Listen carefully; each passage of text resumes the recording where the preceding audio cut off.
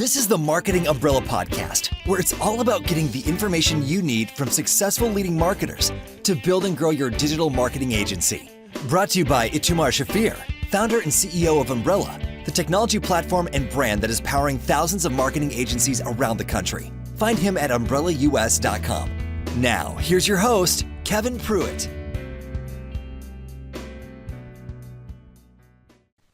This is the Marketing Umbrella Podcast. My name is Kevin Prewett. I'm the host of this podcast, and our guest today is the CEO of Woodpecker, an outbound email tool based in Poland with most of the customer base in the U.S.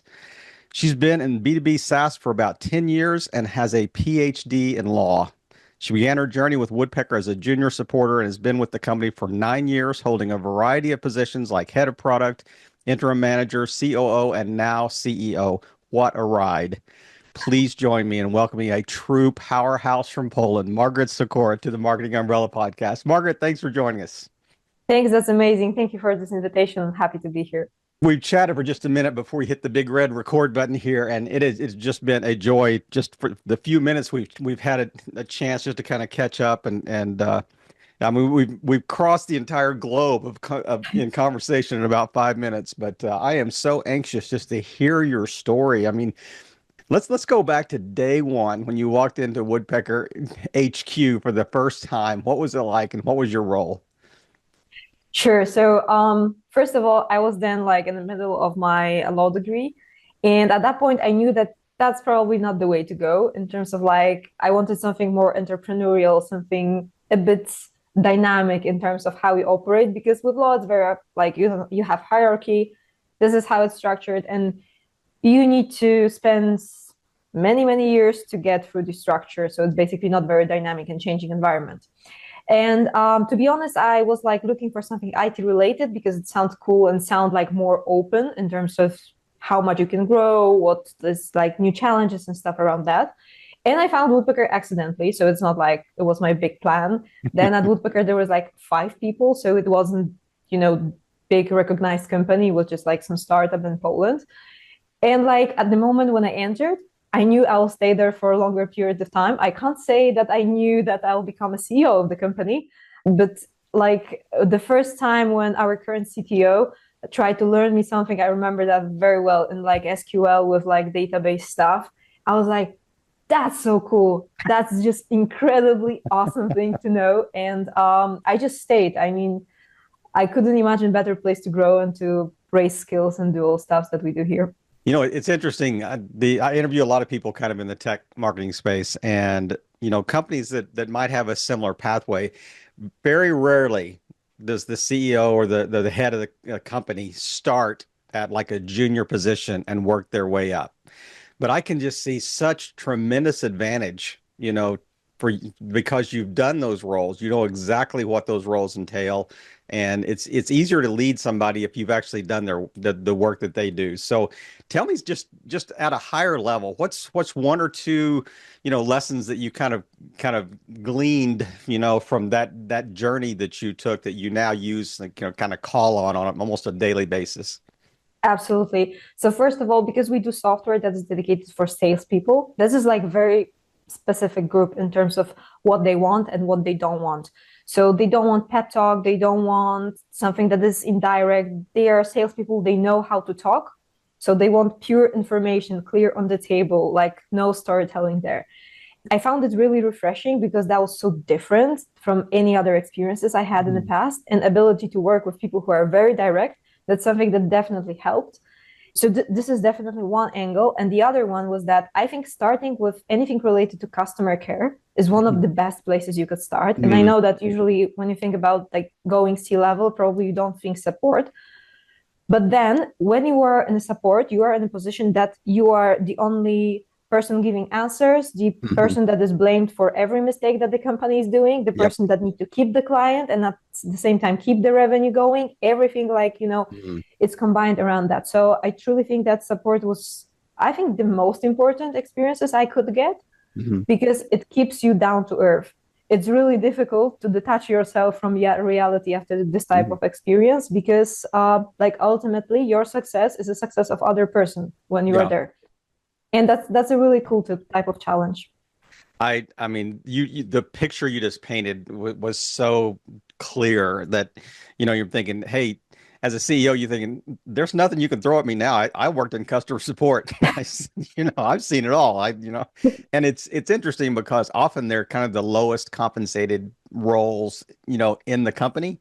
And the way you painted that picture that, they have such a vital role, they have a direct impact on your bottom line.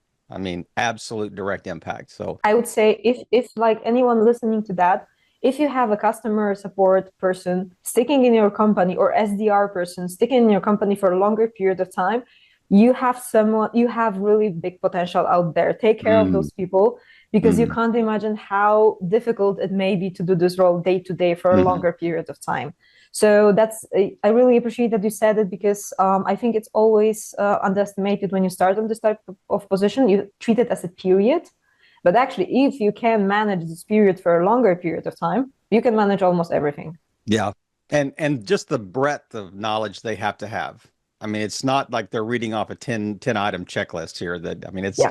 because every call is going to be different, that comes in. But I'm just really curious go back. So how early in Woodpecker's origin story did you join? I mean, you said there were 5 people, when you joined. So how long had it actually been a company before you started?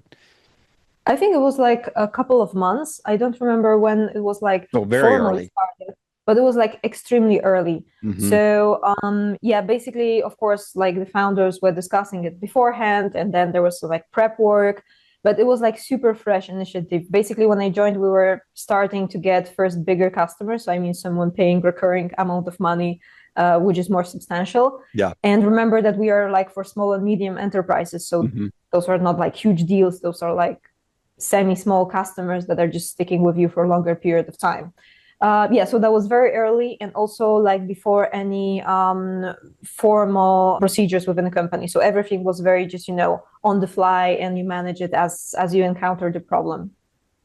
If you look back and I mean you were kind of the early days. So was this an internal problem that the founders or the creators solved for themselves and then thought, wait a minute, this could be a company. Yeah. I mean, were they trying to solve this problem for themselves, like maybe in another company where they were just trying to figure out, cold email outreach or whatever? 100%. That's actually exactly the story because in the past founders had application related to fitness, to training, and overall topics related to people who do trainings for other people. And the question was like how we get customers. So how we Mhm. reach out to people. Very natural. If you have a startup, that's something you encounter. And cold emailing is one of the cheapest and easiest that you can start. Yeah. So then our current CTO Maciek, he was asked like, "Hey, can you automate something that will sequence emails and send follow-ups and stop sequence when someone replies, just like extremely basic level." And as Maciek is one of basically the smartest people I know, he just did it like on the fly, and then it occurred that it's not only very local problem, but around the world there are other companies searching for customers and struggling with automation. And this is how it started. And of course, like comparing to what we have currently, then Woodpecker was super small because, Mhm. of course, like technology changes, everything around us grows. But yeah, that was like 100% in-house project, no potential given to that in the day one. You see, yeah, we have a problem we need you to solve, but it's the solution overtook the source, the because it probably I would guess that Woodpecker has grown into a larger concern than maybe the fitness thing was in the Yeah. beginning. So Yeah. for sure. What's been the growth pattern of Woodpecker over the last few years? Yeah. So basically, we have our ICP that we stick for a longer period of time, which are lead gen agencies. This is like basically we create every feature having lead gen agencies in mind. But overall, the dynamics of the market is quite kind of crazy Mhm. because, in the COVID, everything that Yep. was IT related was just like booming, growing in, I would say, in a natural way, because Hmm. this is not like economy is not behaving in that way in normal Right. circumstances. So after COVID, after this big boom was kind of done, we see some stagnation in the market right now. I think it's safe to say that we are still seeing some recession in overall IT. It also Hmm. affects us. But the beauty of Woodpecker is that this is like this piece of market that if the market goes sideways, so the situation goes more difficult, demanding, challenging, people will want more customers. Yeah, no doubt So about it. effectively, yeah, they will just search for a solution as ours. Right. It's just the market, just a matter of crafting price point and, finding the right people to purchase and to like basically deliver to the people that can benefit from your solution. But the dynamics was more or less like when we started, there was barely any competitor, like two or three names I can basically put in from the top of my head. Then there was like very dynamic growth. Then we had the whole COVID situation after a while, which also like market went crazy. Right now we're in a recession period, but I think that's a good fit of a product for a recession. Yeah, it's certainly it's almost like recession proof, you'd think, or maybe recession dependent even. But I would think your competition is not necessarily just other companies that are doing a very similar product, but there are so many like solo people manually doing this that are wanting to market their services on LinkedIn and and other places. So, and they're doing this for 3 months, and then 3 months from now they'll be doing something else, or they'll have another side gig that they're running. But because there's just so much bad noise in this space, what is one thing that Woodpecker does that really kind of differentiates you from the competition and kind of really overcomes this, man, I hate just getting all this spam, from people. What makes Woodpecker different? So I would say there are a few things that matters here. First of all, I do think we have best deliverability on the market. And why? Because deliverability is a bit like going to a gym or exercising on a daily basis. If you do it for 10 years, you will get better results than if you do it for a year. Yep. That's just how it is. Experience, understanding of how it changes and stuff like that. Right. The other thing is that we have never wanted to chase in a way of like, when there's like feature competition. So let's do as much of detached from each other features as we can just to produce them. Of course, I'm not criticizing, because if a strategy works for your company, good for you and you should continue that. Yeah. But I think like sales is a long-term game. So here we should focus not on what is shiny and sounds cool for 2 months, but focus on what delivers you the value. Because at the end of the day, we have this metric just to show you what's the idea behind. So we try to track how many positive replies or how many overall replies you can get per $10. Because $10 is more or less, in majority of countries, like not so much in terms of spending, especially for a budget in terms of sales. And we want to maximize what you get for $10.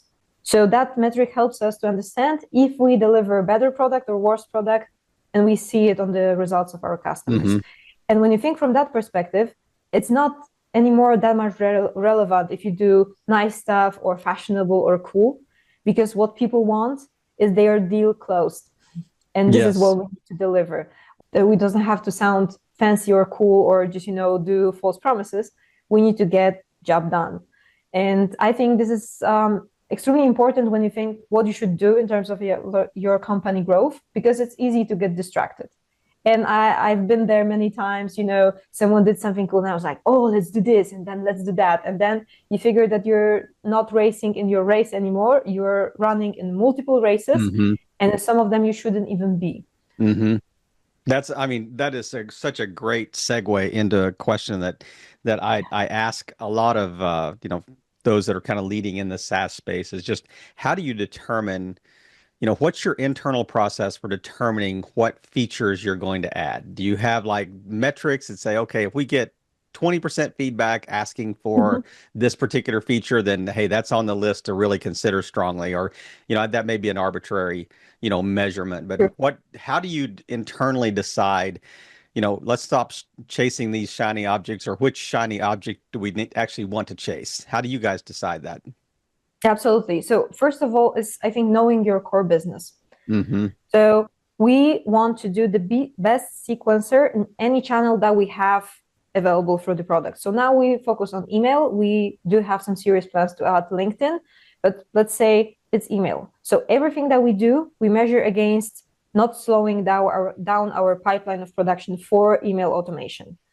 So if something can support that, that's great, we do it. If that's a distraction, we try to outsource it. And a simple example, it's necessary to warm up if you want to get any results from your outbound. And warming up became like extremely broad topic. And we had our own warm up internally, like 2 years ago or something like this.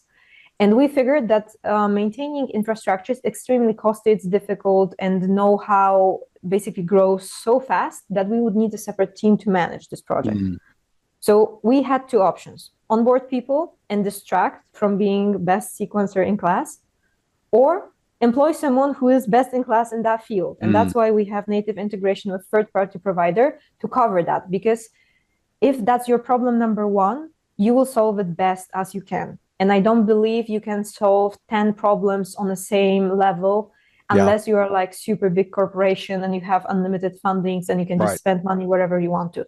But even if that's the case, there's still one CEO and one board on the top. And those people will not be able to distract themselves for like 20 something priorities. So we try to keep this clean path. So when we say, okay, we trust that we are best in this and this, and the other stuff we outsource from people who also claim to be best in something, or at least focus on it, then I feel that the value is predictable and you can actually trust in it. I love that. And I even you gave like an internal example, even like staffing and that type of thing, like our processes, just not just features of how you consider. I'm curious, like let's do a little role play here right now. So Sure. I'm a company. You and I are on an elevator. We're going up 30 floors or whatever. And I'm saying, I ask, what do you do? And you tell me that you lead a company that does, cold email outbound. And so let's say I'm skeptical. I'm like, oh, that doesn't work anymore. I hate getting spam, just all the reasons that you've heard. How are you going to change my mind in those 30 floors that about actually it does work? And we've got, great examples. What would be some 2 or 3 things that you would say that might help educate me in this space? Absolutely. So I would say that the worst you could do is trust me because I say so. And usually the best way is to test. And you would need like $50 a month to, realistically speaking, test cold emailing with all setup. Half of thing currently you get automated. You don't need much know-how, but what you can get is a pipeline full of clients, because with B2B sales, your customer will never buy after first encounter of your brand. It's 8th, it's 10th, 11th, you don't know. So cold email is the cheapest next point of touch that you can add from all others. It's cheaper than ads, it's cheaper than YouTube, it's cheaper than LinkedIn. You don't get as cheap extra point of touch from any other solution. I see you already convinced me that the elevator door hadn't even opened yet. So you've had that conversation before. I can tell. What is a good bounce rate? Now, do you have a target that says, hey, we want 30% of these emails to land, and we're happy with that? Or, what is kind of the internal goal? I would say with bounce rate, of course, it depends, because if you target like super difficult market, that may shift up a bit. But overall, I would say a couple of percent is max. I would try to keep it below 2%. Wow. But if you are going like, I don't know, 15%, 20%, that's the moment to stop and to fix what's wrong. Because, sometimes like 5% can be fine. I can imagine that if, for example, you reach out to a difficult industry. So for example, finance, there's a lot of spam words that are related to finance industry. So you may see that it's not entirely your fault. It's kind of like a domain. But if you keep it on the same level, that's fine. But like above 10%, it's like a massive red flag. We try to keep it below 2%. But you also need to check it against your reply rate and positive reply rate. So if your reply rate is below 1.5%, this is like statistics from our current customer base, it means that you should refine your offer. And why I'm saying so, because if your offer is poorly crafted, it also raises chances that your prospect will flag you as a spam. And that's the strongest bounce trigger you can get. So never look at statistics in isolation. You may like see the problem coming from somewhere else, even though you see it, let's say, on bounces. So it's always better to view a couple of like statistics you have out there for your campaigns. I didn't really hadn't drilled down deep enough into thinking, what's the reason, for that, for being flagged. And as if the recipient flags you, I would imagine that goes to the top of the list of the factors that they're considering. So, looking back, kind of, AI or Woodpecker was kind of born in the age of AI as well. What is the integration there? Is it one of the USPs of Woodpecker is the fact that we don't, use Mhm. AI that extensively? What is the overlap? Absolutely. So with AI, the approach is to use it as much as we can to automate boring, repetitive processes that no one wants to take care of. So a simple example in our product, you don't have to mark if the reply you received is positive, negative, or neutral. There is AI running behind that and marking this for you in any potential language that is there. Because that's extra work, that's very process that is every time the same and you need to spend a lot of time on it. And I think that for processes like this, AI is just perfect. I'm not yet a big fan of AI SDRs or full automation. So you just Hmm. give the control absolutely to external Right, system. right. Though I know there are more and more of that type of products growing and getting better, but we work with a big group of customers with extremely small TAM. So total addressable market is super sensitive. If you're in this situation, you don't have that much space to burn something. You Hmm. need to be spot on, very well targeted. And in that cases, because like Woodpecker is on opposite side than spam, we are not made to send like millions. We are made Hmm. to send good cold email that is, quality based by people who are aware what is the difference between cold email and newsletter. So, it's like a bit of a different approach. So having that in mind, we give to AI work that we know we can rely in terms of AI results because it can be unpredictable in some cases. Hmm. And with all other stuffs, we try to automate it in either in more like way that is a bit more old school, but also safer for the user. Hmm.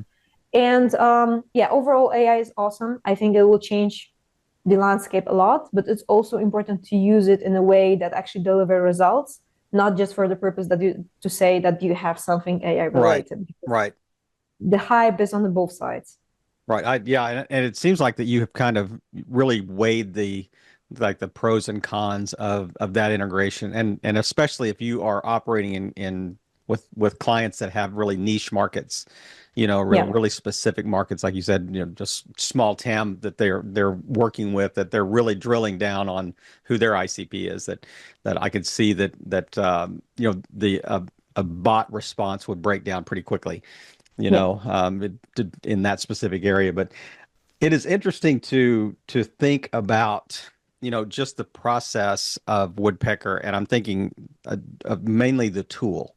Like, Mm-hmm. hey, we know best practices for getting emails delivered, and we know best practice for the open rates and all the things that you're trying to measure.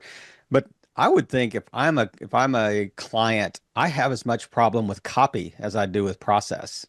Mm-hmm. Just the content of the email. I just write crappy emails. It's just not I wouldn't want to open the emails that I send. So, why would a potential client? So, does Woodpecker have kind of that? Is it like a two-sided, approach that we'll show you the process and get you there, but we'll also help you write good copy, in the content. So in that terms, we try to deliver as many integrations that help you to enrich the data as we can. Uh-huh. So in simple terms, we have, for example, integration with Persona, who is like super powerful in terms of enriching data, so you can build up better context. But I feel like with copy, of course, there are some tools that we support and that we operate with that can help you with that. There's Twine, there's Lavender, so you can go there for better copy. But I think there's one step before you run into problem with your copy, because you need to know what is your ICP, Mm. but not know like medium-sized companies from Asia. Like understand what type of business that is, because if you know that, you know exactly what kind of pain points they have. You don't Hmm. need to enrich it from somewhere. You just know it Hmm. internally as an organization. And what is the most important in copy is not how good your language is or stuff like this. This is like basically naming the pain point that is relevant to the business. And if you can do it, everything else remains simpler. Because I try to publish a lot about it on LinkedIn. But if you keep your copy short, 2 to 3 word subject line, and you know the pain point, you have like 95% of work done. You don't need fancy language. You don't need all of that, because what people are looking for in cold email is value for them. Hmm. And value is not about fancy words you use. Value is actually what you tangibly can deliver to those people. And if you don't know that, no automation will help you. Yeah. Oh, that's gold right there. We should just stop the recording and just put a big 5 stars around that answer you just gave about copy. Copy is not the fact that you can't write. The copy is you don't understand the problem. That is so good. I had we get, all of us get just thousands of emails, and I've seen a recent trend of people putting like their name and my name in the subject line, like we have a meeting or something Yeah. like that. And I'm thinking, these seem like tricks more than tactics, they're it's like we're trying to be clever to get you to open Hmm. things. And what is the balance? I mean, there you do want to be clever in the processes that you do, but you don't want to be like sneaky or spammy. So what's the balance? If you I mean, is anything off limits that is working? Well, some people say if it's working, then it's within the limits because it's working. But I would say that's kind of like a stretch. So overall, I feel like any content that is misleading, so simply stating not true, is too much. This is my opinion, but like I would feel cheated or like treated unfairly if I receive email like this, because there are other good subject lines. You can Yeah. put Q2 priorities or Hmm. Q2 revenue stream, which if I would receive email titled Q2 revenue stream, I would thought like this is someone from my team or someone I know that I spoke about Hmm. our financial goals.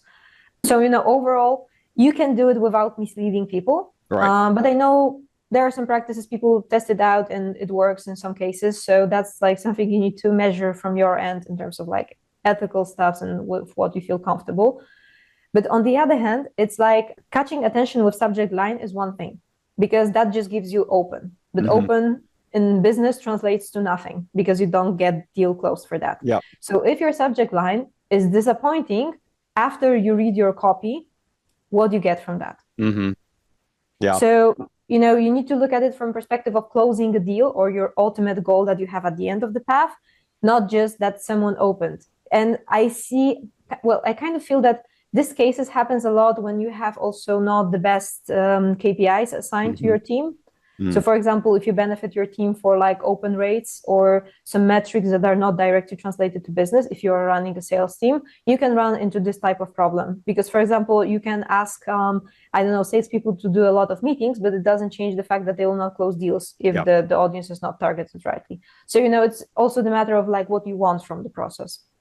That is so true. And it goes back to even goal setting and like what you're holding people accountable for. You want them to be held accountable for things that they can control, Yeah. not things that they can't. And I love that. You've talked in other chats I've seen online, you've talked about personalization versus relevancy. Mhm. Yeah. Unpack that just a little bit because that seemed to be a pretty important issue when you were having other chats, and that really seems like there seems like a lot of overlap there, but I'll let the expert define both of those terms and put them in context. Absolutely. So just to like describe both of them, personalization is when you use snippets. So simply you say, hi, first name, I've seen your company, whatever, doing something, or longer snippets referring to, I don't know, some content, whatever you want. But basically, personalization is when you do this variations in content with something that is crafted for the prospect. And Mhm. there's another angle of that, which is relevance related. So if I would have to choose, if I send someone content saying hi, and then there's your name, and then there's your company name, and I don't know, the country, or a content that basically addresses your problem, but it says hi you or just hi, I would prefer the latter one because Hi, first name in brackets. yeah, actually I got email like this back then. I think like 2 months ago or something like this, but the content was still good. So because like let's say 5 years ago we didn't have that much option of enrichment and building relevance, so building context, knowing like the to whom you're reaching out, that was only manual work. Hmm. A very early stage of automations. So then personalization was more or less all we had. But now we are in like absolutely different world. We have like Clay, Persona, Trigify, hell of other tools that basically can give you any information about your prospect you want to. So the only thing you need to bring up to the table is do your homework about ICP and profiling, and everything else can be purchased or automated. And in that case, I would say personalization is not something that gives you this wow impression anymore.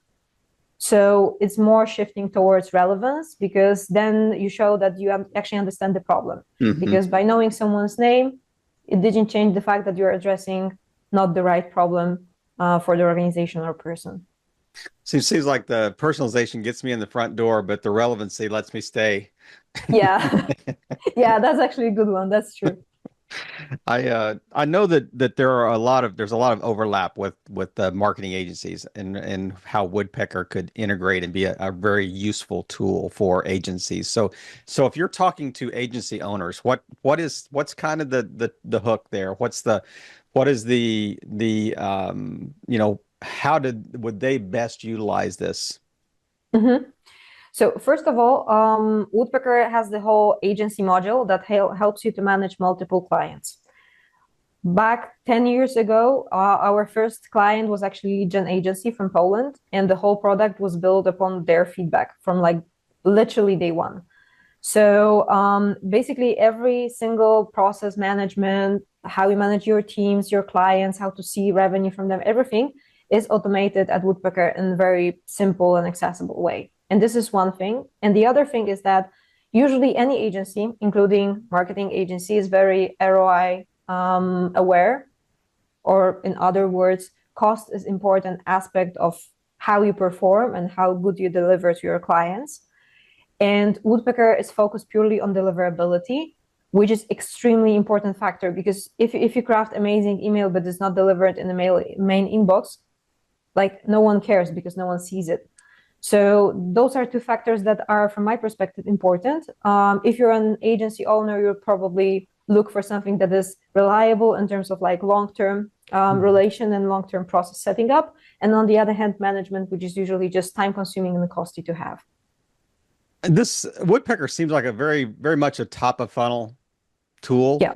Is there any like ongoing, like as you're moving through the funnel, is there application for the email tool as well, or is it generally just driving the initial awareness and just Sure. it seems like there's an ongoing integration there. Absolutely. So you can of course like use it in a very classic way to generate leads. That's the most often. But for example, our inbound sales, they use Woodpecker to do personal touch for clients that are coming in and purely invite them for demo, because if you're using a cold email software for that, it sounds or it looks more like message crafted manually, which also gives you better relation with the person. Yeah. Which is usually not the case if you send for something like automation through your CRM or something like this. So this is a little bit different angle of communication. You can use it in like upsell for your current customers. So basically, if you have a big customer group, you can try to do proactive outbound to them by using Woodpecker, because again, it feels like a human touch. So it feels like someone from company reaching out to you and asking like, hey, maybe you have needs in this or this area.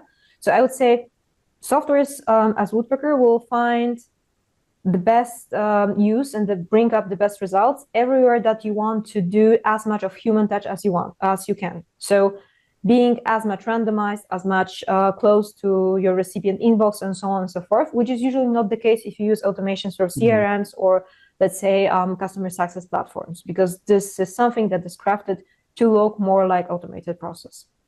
Yeah, that is I mean it's amazing, because there are times when like during our chat I'm just kind of have to get my brain refocused and thinking, man, she knows her stuff.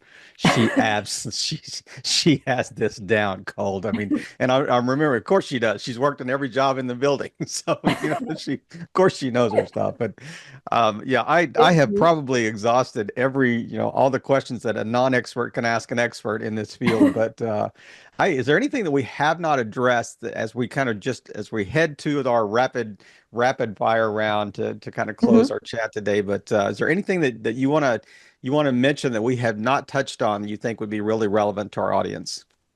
I would say it's overall message about channels, because I went through the process a couple of times. There are no wrong or right channels. Either you can talk about ads, LinkedIn, Facebook, YouTube, cold email, cold call, wherever else is there. sometimes you just need some time to practice. So if you're starting with any channel and you get discouraged and you're like, oh my goodness, this is not working for me, I'm failing 100%, try to do it for next 2 quarters, and then you will see that you get these results. And I know it sounds boring, but it's really the case. And so don't give up too early on any channel. And it's not like advertising Woodpecker, because if you do it too soon, you're just creating this fake impression that the channel doesn't work for you, and you may be losing on your business actually. Wow. That's a good word. That's, we think of A/B testing in terms of mono channel, strategies, but the whole idea of just testing channels, maybe against each other as well.